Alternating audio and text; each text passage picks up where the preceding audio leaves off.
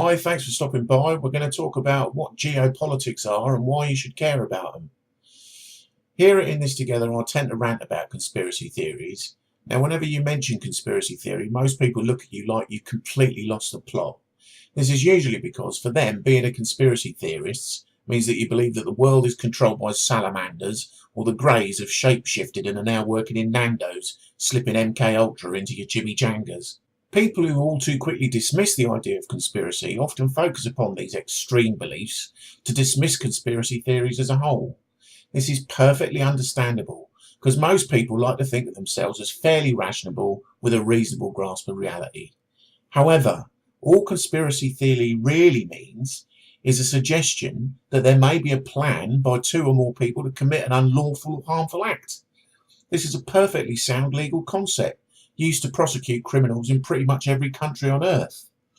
Prior to 1964, the conspiracy theory was simply a term used to describe the idea that some people could conspire to commit acts for their own benefit to the detriment of others. There were very few people who would consider this to be anything other than entirely reasonable.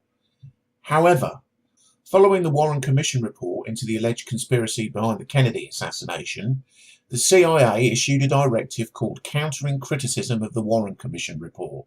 In that directive, the CIA outlined a number of techniques that should be used to counter any criticism of the state's narrative of events. This included the planned repetition of statements such as, quote, "No new significant evidence has emerged," end quote, no matter who has highlighted such evidence or how much of it there was. Stating that critics overvalue some elements and ignore others, suggesting that it would be impossible to conceal a large-scale conspiracy in a democracy, suggesting that critics are afflicted with an overabundance of intellectual pride and, quote, fall in love, end quote, with their theories. The directive also instructed people to, quote, employ propaganda assets to negate and refute the attacks of the critics, end quote. Does any of this sound familiar? It should, because these arguments have become pretty widespread in recent years, especially since 9/11. However, you need to understand that most so-called conspiracy theorists do not believe in bizarre pan-dimensional beings or alien plots to poison the water supply. What most believe is that conspiracy has become a dirty word because there are many governments and international corporate, political and financial power brokers who would like the general public to remain largely unaware of their activities and would really prefer it if their critics would stop pointing out what they are actually doing. Most conspiracy theorists believe that geopolitics is very real, and if people would only care to take a look at the evidence, they would soon come to realise that what the mainstream media tells them about world events is about as truthful as Bill Clinton's dry cleaner. The pejorative use of the term conspiracy theorist has been widely used to discredit anyone who suggests that there is a good reason to believe that we're being widely misled about the reality of geopolitics. So what is geopolitics, and why should you care about it? Fundamentally, it's about understanding the use of power on a global scale. It looks at how global forces influence politics, economics, and foreign policy around the world. It considers events in terms of their historical and strategic context, especially in relation to the national economic and military power ambitions. It looks at how factors like economics, population, the presence of natural resources and technology combine to affect the relations between states and the struggle for world domination. It looks at world events as being part of an age-old system of power brokerage between global, economic, political, military and industrial interests.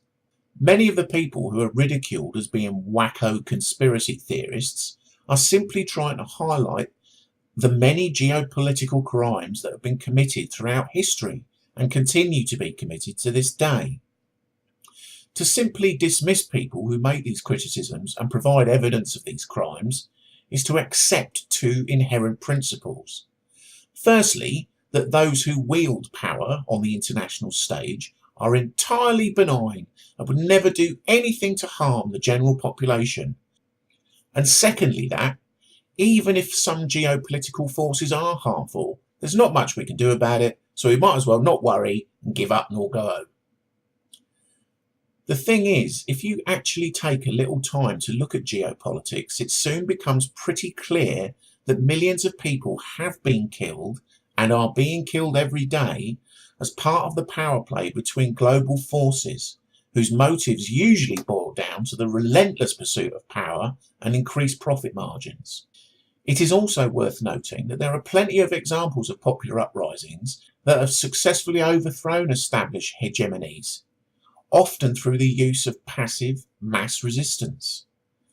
Collectively, people do have the power to effect change, and the hope of many people who try to draw attention to this reality is that when people become aware of what's actually going on, they will demand change. So before you simply dismiss people who have been labelled by others as some sort of conspiracy nut job, just take a moment to look at the evidence they're pointing to. If you think they've got a kangaroo loose in the top paddock, then fair enough. But if you don't, if you do find some value in what they're saying, then please take the time to do a little research of your own and make up your own mind. And the next time a politician, banker, corporate spokesperson, or international industrialist tells you that they had no other choice, please remember the wise words of the philosopher Eric Hoffer. Those in possession of absolute power can not only prophesy and make their prophecies come true, but they can also lie and make their lies come true.